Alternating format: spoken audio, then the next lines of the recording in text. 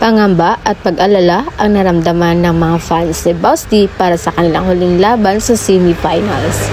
Hi guys, again it's me, Finals TV. So for today's video, may ipa-update lang po tayo sa pinag-uusapan ngayon ng mga netizens sa social media. So ayun nga guys, pinag-usapan ng mga netizens ngayon ang video ng Chocomotion Flying Titans na nakuha nung second game nila sa kanilang best of 3 laban sa Signal HD Spikers.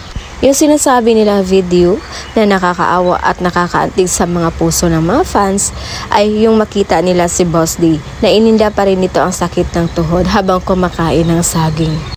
Napahanga ang kanyang mga fans dahil maayos pa rin daw itong nakapaglaro nung second game nila. Kumbaga kahit may naramdaman, tuloy pa rin ang laban.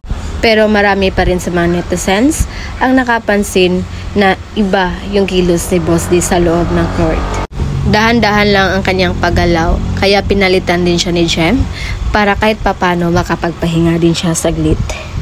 Ngayon, hindi maiwasan pangamba at pag-alala ng mga netizens dahil do or die ang laban bukas, December 12 against Signal HD Spikers.